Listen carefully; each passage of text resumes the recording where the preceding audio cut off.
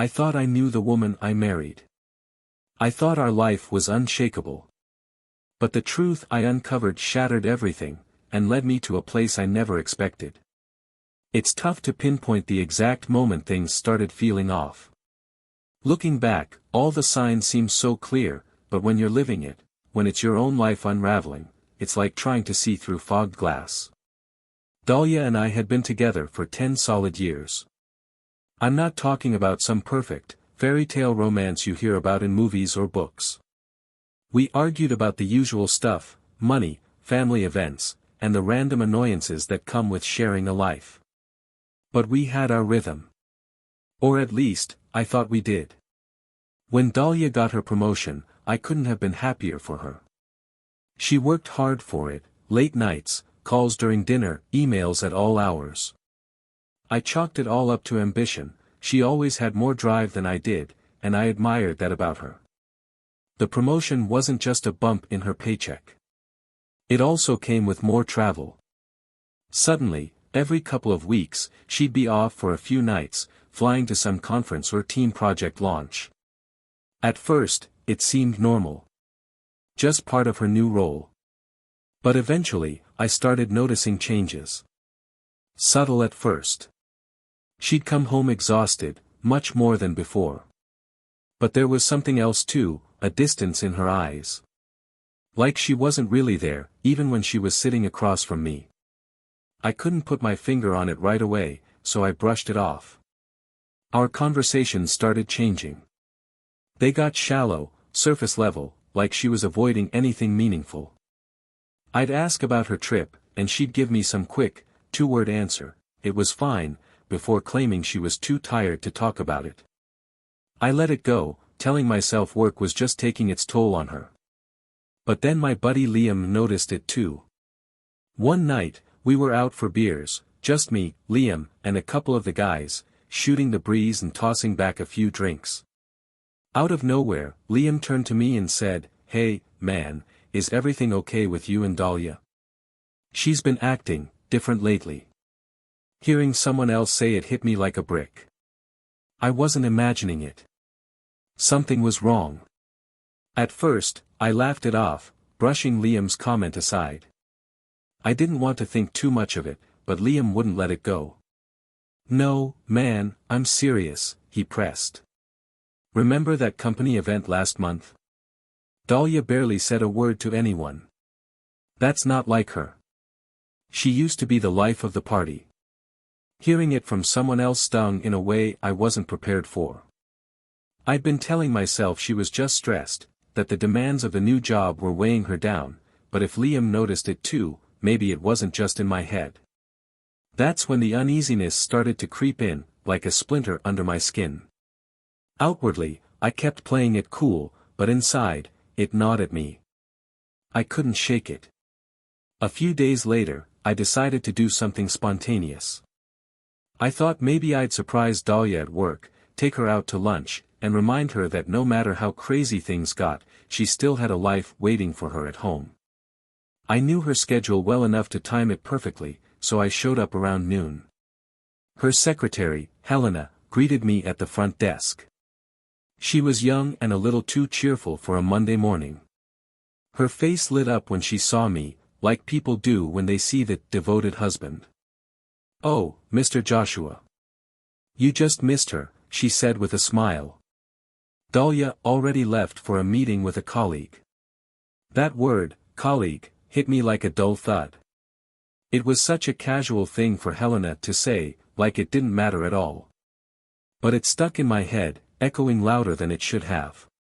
Trying to keep my voice steady, I asked, "Do you know which colleague?" Helena shrugged, unfazed. "Sorry, I'm not sure. They left for an off-site meeting a little while ago."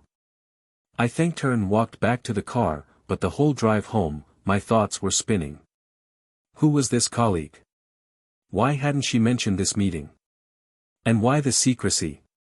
I tried to tell myself it was nothing, but the unease had turned into something sharper, something I couldn't ignore. That night, I waited up for her. When she finally walked through the door, she looked drained, like she'd had the weight of the world on her shoulders. She barely glanced at me before tossing her bag onto the couch and trudging toward the bedroom.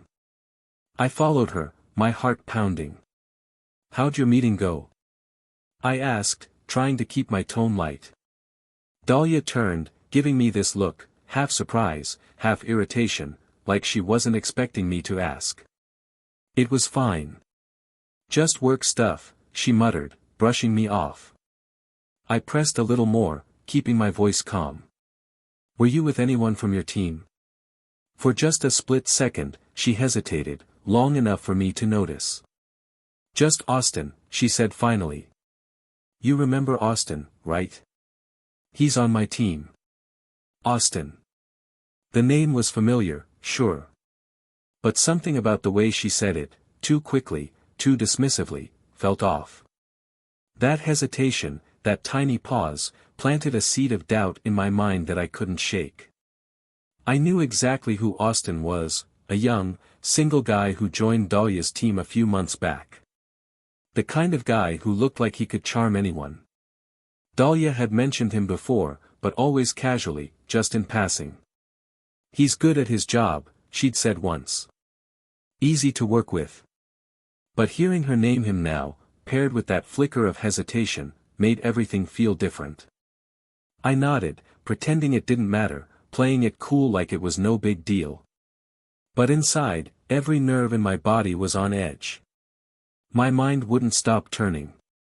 Days turned into weeks, and I started paying closer attention. Little things started to stand out, things I might have ignored before. When her phone buzzed, her expression would shift, just slightly.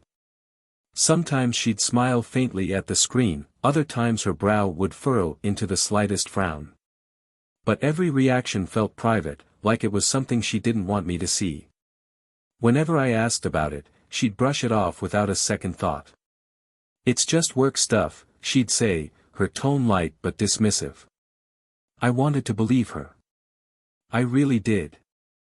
I tried to tell myself I was overthinking everything, letting my imagination run wild. But that feeling, that clawing, gnawing feeling, just wouldn't let go. It was like doubt had its hands around my throat, tightening with every passing day. And then there was Liam. I couldn't get his words out of my head. He hadn't accused her of anything outright, but the damage was already done. The image he'd planted, a shadowy idea I couldn't shake, kept resurfacing in my thoughts. The late nights, the missed calls, the vague excuses, it all started to add up. I didn't want it to make sense. But deep down, I couldn't deny it anymore. I knew something was wrong. The thoughts were relentless, like an infection spreading in my mind. I couldn't keep them bottled up anymore, and I didn't know how to deal with it on my own. I needed to talk to someone who could help me figure out if I was losing my mind or if I was onto something real. That's when Isabel came to mind.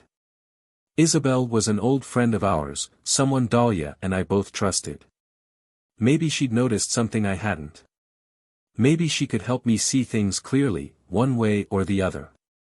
So, after another evening of stewing in my thoughts, I finally picked up the phone and called her. Isabel answered after the second ring, her voice warm and familiar, just like it had always been. "Josh. Everything okay?" The words caught in my throat for a second. I wasn't even sure why I was calling her. I tried to find the right words, but when I spoke, my voice sounded foreign, like it didn't belong to me. "Honestly, Isabel. I don't even know why I'm calling. I feel like I need to talk to someone about Dahlia," I said, my voice barely above a whisper. There was a pause, one of those loaded silences that tells you someone already knows where the conversation is headed. I sank into the chair across from Isabel, trying to steady my thoughts. "It's Dahlia," I continued. "Things have been off for a while now. She's always tired, always distant. And there's this guy. Austin." I stopped there, hesitating, unsure how much I should even say out loud. A part of me was hoping Isabel would wave it off, tell me I was being paranoid and that it was nothing. But instead, her expression tightened. Her face, normally open and warm, became unreadable. "You think she's having an affair?" Isabel asked quietly, leaning in closer. Her voice was calm and careful, but there was something sharp in her gaze, something I couldn't quite place. I nodded slowly, not trusting myself to speak. I expected Isabel to dismiss it, to say I was imagining things. Instead, she shook her head slightly. "I don't know, Josh, but it sounds like he's involved somehow." She paused, her brow furrowing. "If you want, I can keep an eye out. See if anything unusual comes up." She was trying to stay neutral, but I caught a flash of something darker beneath the surface, something protective. Whether it was for me or for Dahlia, I couldn't tell. That conversation, though, turned into an unexpected comfort. We didn't just talk about Dahlia. We talked about everything: life, disappointment, the messy stuff you don't usually bring up in polite company. Isabel had always been good at that, turning a difficult moment into something real, something grounding. But I wasn't done yet. I needed answers, and I couldn't shake the feeling that something was happening right under my nose. So, a week later, Isabel and I made a plan. This time, we would see it for ourselves. She'd already been doing her own quiet digging, checking to see if Dahlia's meetings matched up with her actual work schedule. Turns out, they didn't. That Tuesday, we decided to stake out the cafe on 8th, one of the spots Dahlia had mentioned in passing. Isabel and I sat near the back, tucked behind a wall of ferns and far too cheerful decor. She ordered coffee, her hands steady as she stirred in sugar, but I couldn't even think about food or drink. My stomach felt like it was tied in knots. All I could do was stare at the door, my nerves raw and fraying with every passing minute. Half an hour later, Dahlia walked in. She didn't see us. She didn't even look around. She went straight to a table by the window, and Austin was already there, waiting.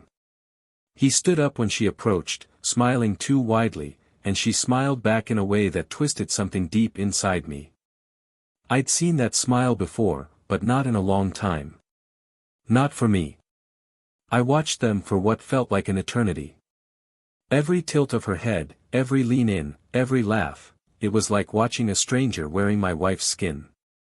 I sat there, frozen, unable to move, unable to look away. I couldn't do this. "I can't do this," I muttered, my voice hoarse as I leaned back in my seat.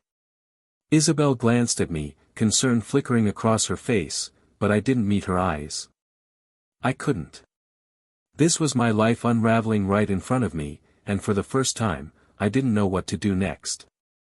"I can't do this," I whispered, my gaze darting away, trying to keep the bile from rising in my throat. Isabel squeezed my arm gently, her touch steady and reassuring. "Just a little longer, Josh," she murmured. "We'll get the answers we need." What felt like an eternity passed before Austin finally got up and left.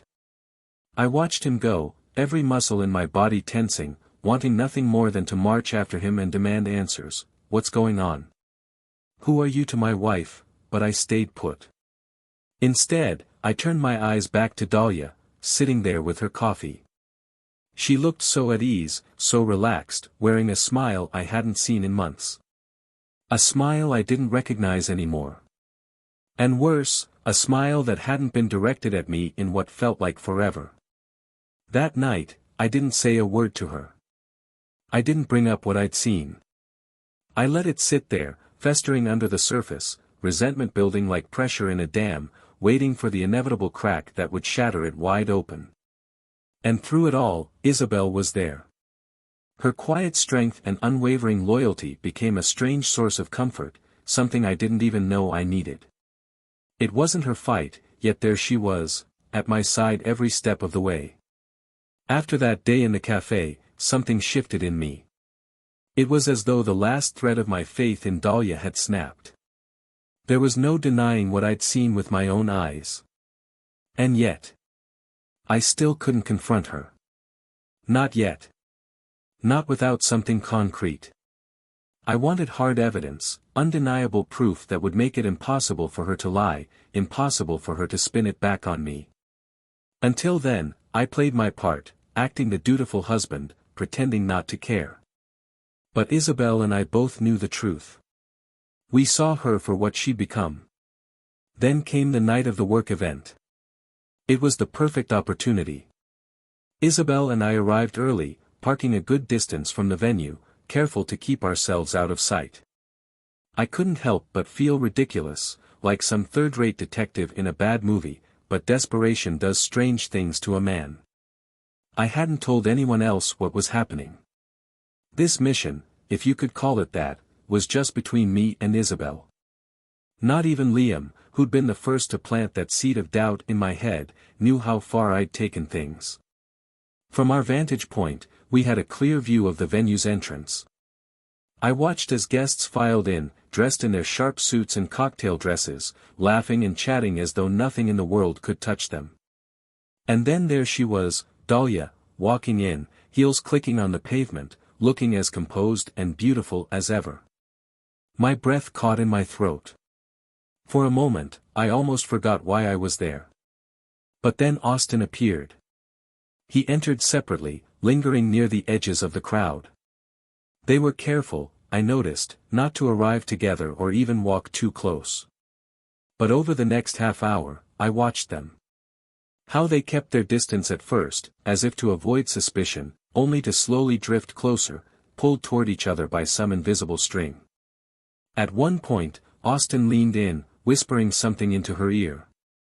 Dahlia threw her head back and laughed. A real laugh, one I hadn't heard from her in months. My heart sank, the sound like a knife twisting in my chest. "Stay calm, Josh," Isabel whispered, her voice low and steady. She must have sensed the tension building inside me, the way my hands gripped the edge of the dashboard so tightly my knuckles turned white. I took a shaky breath, forcing myself to stay still, to stay quiet. My eyes stayed glued to them, every movement, every glance, every moment where they leaned in a little too close. My mind screamed with questions I didn't want answers to, but I needed to know. I had to know. For the first time, I couldn't run from the truth anymore. "I just need to know," I muttered, more to myself than to Isabel. We stayed back, hidden in the shadows, watching their every move like we were waiting for them to trip up.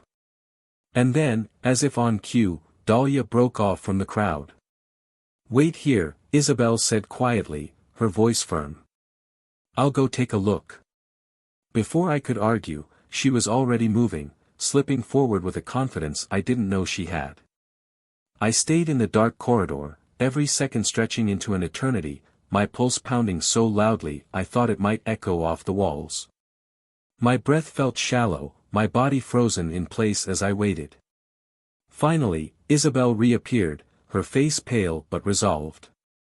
She didn't need to say much, her expression said it all. "It's them," she whispered, her voice steady but low. "They're together." That was it. The truth, stark and ugly. It was like the ground disappeared from under my feet. I wanted to feel shock, rage, something else. But instead, all I felt was cold, hollow relief. The doubts were gone. The questions that had been eating away at me had been replaced with certainty, hard and undeniable. I wasn't crazy. I wasn't paranoid. The attention. The smiles. The flirting. It wasn't innocent. That realization hit like a slap to the face. The woman I thought I knew, the one I'd built my life around, had turned our marriage into some casual game. Just the idea of it made me sick. After that night, I knew I couldn't keep going like this. Isabel had given me her observations, but I needed more than that. I needed proof. Irrefutable, undeniable evidence. So I did something I never thought I'd have to do, I hired a private investigator. His name was Andrew. He came highly recommended, a man who apparently got results.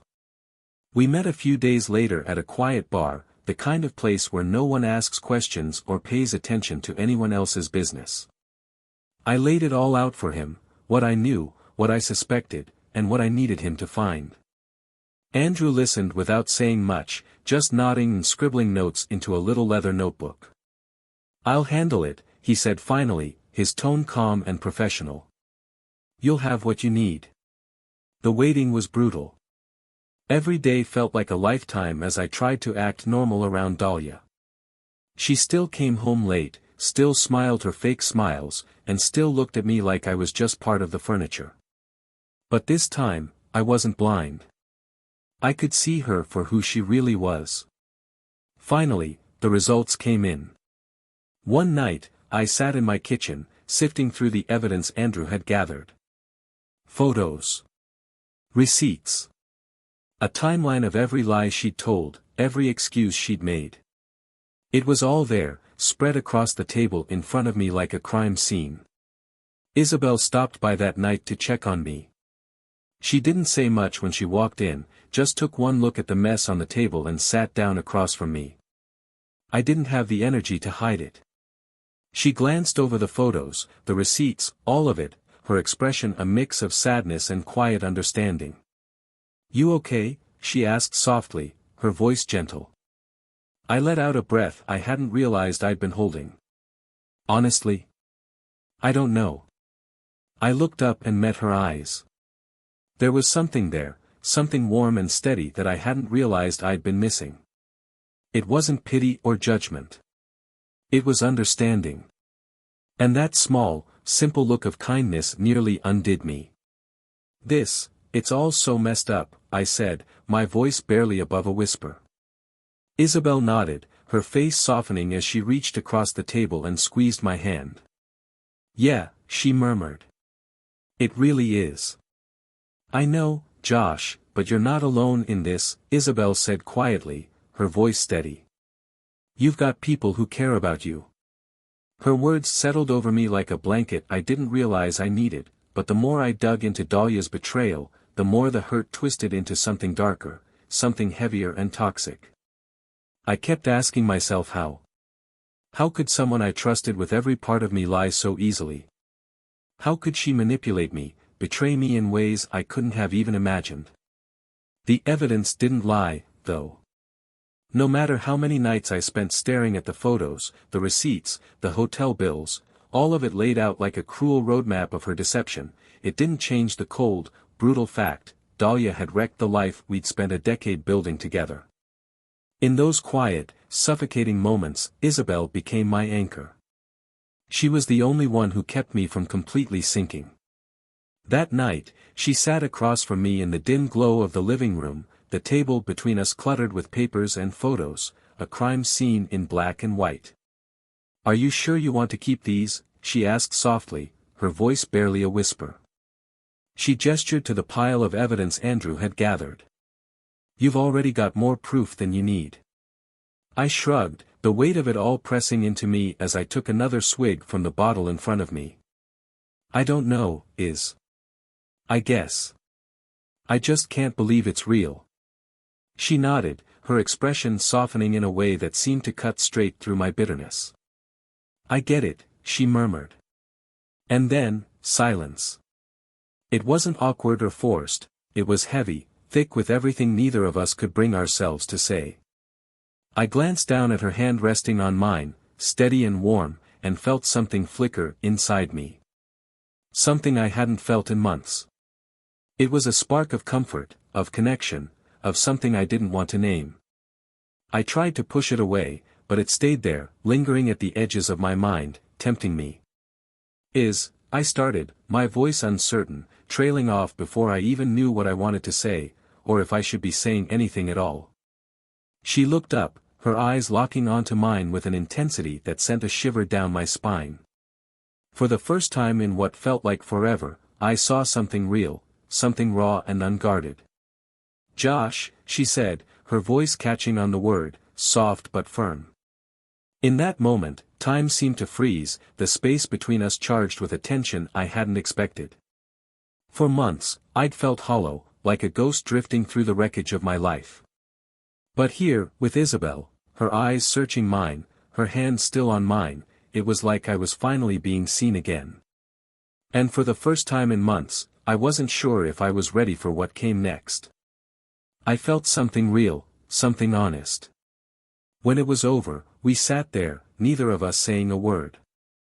I waited for the regret to hit, for shame or guilt to come crashing down on me, anything that would remind me of the life I was leaving behind.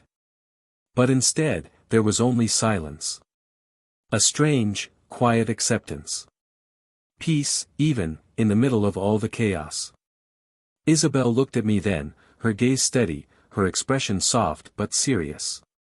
It doesn't have to mean anything, she murmured, almost like she was trying to convince herself as much as me. But the truth is, it did mean something. I tried not to dwell on it, but every time I thought about Dahlia, about the lies, the betrayal, I'd think of Isabel and that night. And somehow, it made the weight of it all a little more bearable. A week later, Isabel and I met up again.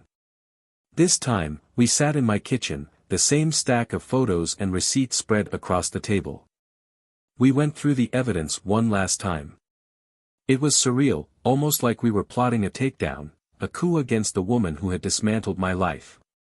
But there was something else there too, something unspoken that hung in the air between us. An understanding. Whatever this was, it went beyond Dahlia. Beyond revenge. It was just us, two people trying to find our footing in the wreckage of betrayal. "You ready?" Isabel asked quietly, her voice steady. I nodded, but the truth was, I didn't know if I'd ever be ready. What choice did I have? I had no one else to turn to. When the life I thought I knew crumbled at my feet, Isabel was the one person still standing beside me. The next morning, I woke up feeling a strange sense of clarity, like the fog I'd been living in for months had finally started to lift. I'd spent so long piecing together a betrayal I never saw coming, clinging to anger and hurt like they were the only things keeping me afloat. But now it was time to face it. To lay everything bare and let the chips fall where they may. Before I left the house, I sent Isabel a text, a simple message, "Thank you for everything." I didn't expect her to respond, but a few minutes later, my phone buzzed. "Always here for you." The word settled something in me, a small sliver of calm in a storm I could no longer control. The day Dahlia came back from her latest business trip, I was ready. Or as ready as I could be. I waited for her in the living room, the evidence spread across the coffee table in front of me like some twisted display. Receipts, photos, hotel bills, each one a testament to every lie she'd told me. Every moment she thought she'd gotten away with. When the front door opened, I heard her footsteps, light and cheerful. She walked in, her face bright, probably rehearsing some story in her head, some excuse to cover where she'd been and what she'd done. But what she didn't know was that this time, her excuses meant nothing. When she saw me sitting there, saw the evidence in front of me, her smile froze. Her whole face seemed to falter, just for a moment. I watched her closely, waiting for the facade to crack. "Josh," she said, her voice careful, almost wary. "What's all this?" I didn't answer right away. I couldn't.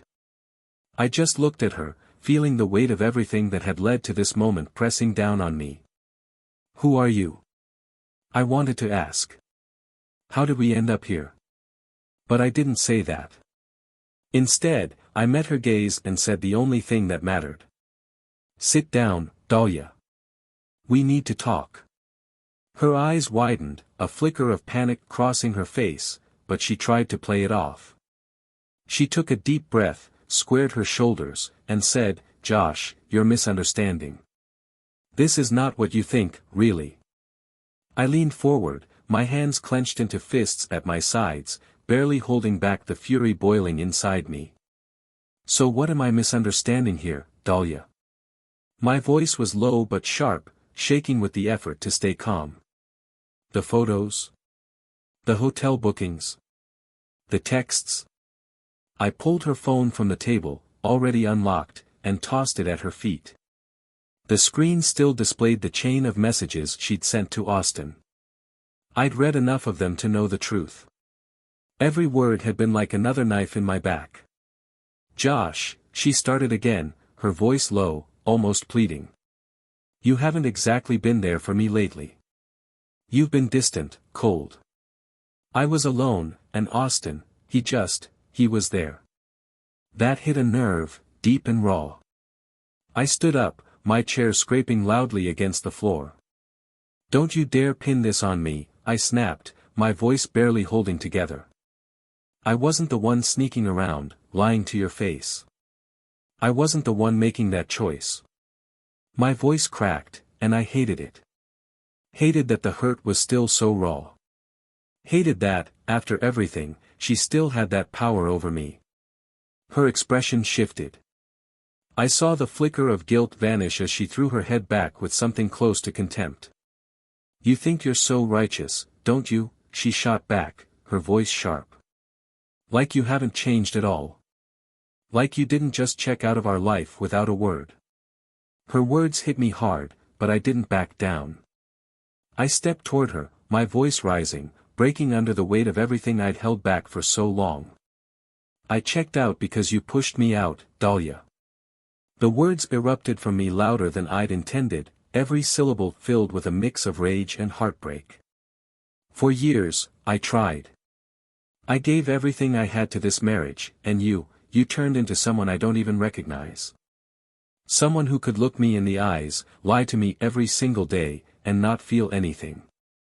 I paused, my chest heaving as I searched her face for anything, remorse, regret, something. But all I saw was the woman I'd lost, the woman I no longer knew. And all this time, I continued, my voice quieter now, but no less broken, you were with him. Laughing at me. Living a life I wasn't even a part of. Making me the fool. I didn't want to say it. I didn't want to admit it, because saying it out loud made it real. But I needed to free myself from this nightmare, to pull myself out of the wreckage she'd left behind. It's over, Dahlia. My voice was steady now, final. There's nothing left to save. I'm done. Her eyes widened, real shock flashing across her face for the first time. Maybe it was fear. Maybe it was realization. You don't mean that, she stammered, her voice small, uncertain. I held her gaze, unflinching. Yes, I said firmly. I do. And with those words, something shifted in me. The weight I'd been carrying, the anger, the betrayal, the endless nights of doubt, began to lift. It wasn't gone, not yet, but for the first time in months, I felt like I could breathe again. Dahlia opened her mouth to say something else, but I didn't wait to hear it. I turned and walked away, leaving her standing there with the wreckage of what she'd done. It was over. And this time, I wasn't looking back. I do, I replied, my voice hollow but firm. I deserve better than this. Better than you. For a long moment, we just stood there, two strangers who once shared a life, now separated by the bitter, unshakable truth. She didn't say another word. She didn't try to defend herself, didn't beg for forgiveness. Instead, she just turned and walked away, leaving me there in the silence. And in that stillness, it felt like something inside me cracked wide open. Later that night, Isabel showed up. I didn't call her, but somehow, she knew I needed her. She didn't say anything when she walked through the door, no questions or empty platitudes. She just hugged me, holding me tightly, the steady warmth of her presence breaking down the wall I'd been holding up for far too long. When I finally pulled back, I looked into her eyes and felt something real, something stronger than anything I'd felt with Dahlia in years. Thank you, I whispered, my voice barely there. For everything. She gave me a small, sad smile, her hand reaching up to brush against my cheek. You don't have to thank me, Josh, she murmured. I'm just here. I didn't know what the future held, didn't know if Isabel and I could build something out of the wreckage, or if it was too soon, too broken to even try. But in that moment, I just let her be there, steady and real, while I started to pick up the pieces of my life. In the days that followed, Isabel stayed close, grounding me in a way I hadn't expected. She didn't try to fix me, didn't push me to move on, or let go. She just was. There were nights when she'd come over and we'd sit together in silence, no words needed. Somehow, she had this way of making the loneliness feel a little less sharp, a little less like a constant weight on my chest.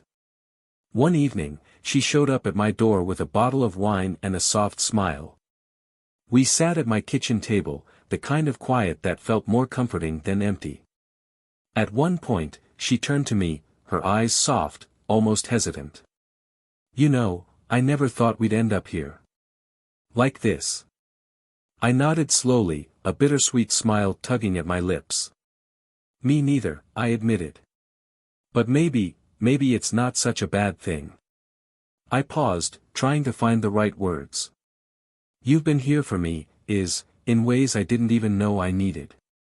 And I don't know what I would have done without you."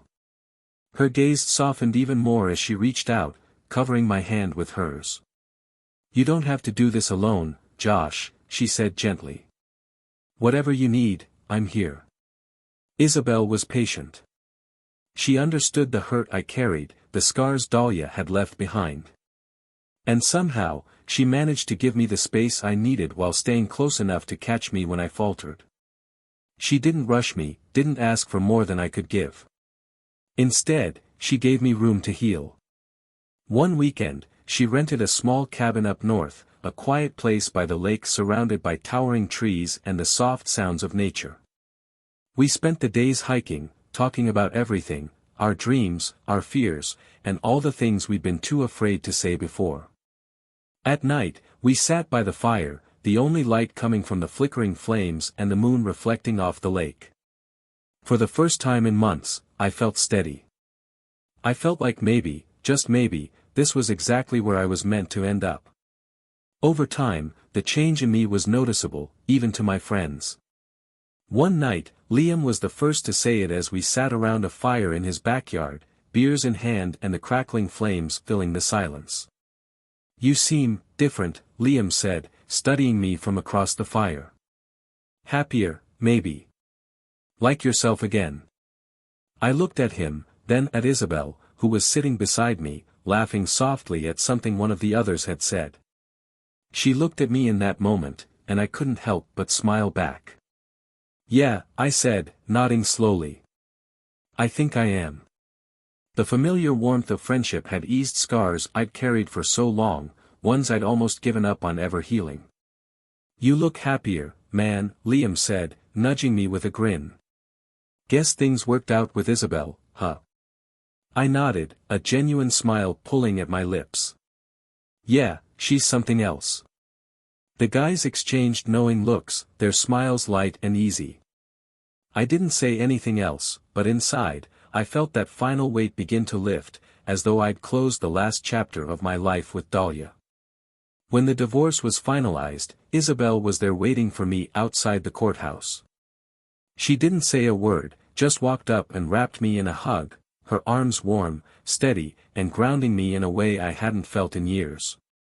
I leaned into her embrace, the quiet settling around us like a balm. For the first time in a long time, I felt like I could breathe. Really breathe. The weight of the past had finally lifted, leaving room for something new to take its place. We stood there for a while, saying nothing. It didn't feel like we needed to. Relief, hope, and a quiet kind of peace settled over me, and when Isabel pulled back, her gaze met mine with a depth that spoke volumes, something deeper, more honest, than anything I'd ever known before. Months later, we sat together on the porch of our new place, a small, quiet home nestled on the edge of town. The sun was dipping below the horizon, painting the sky in soft oranges and deep purples, the air still and cool around us. Isabel reached over, her fingers finding mine and intertwining with a gentle, familiar ease. "Josh," she started softly, her voice steady but thoughtful. "I know this journey has been a mess. It's taken us places we never thought we'd go, and it's been hard. But I wouldn't trade it for anything." I turned to look at her, the truth of her words settling deep in my chest, resonating with something I hadn't been able to name until now. I squeezed her hand lightly and smiled. Neither would I replied, my voice steady, certain.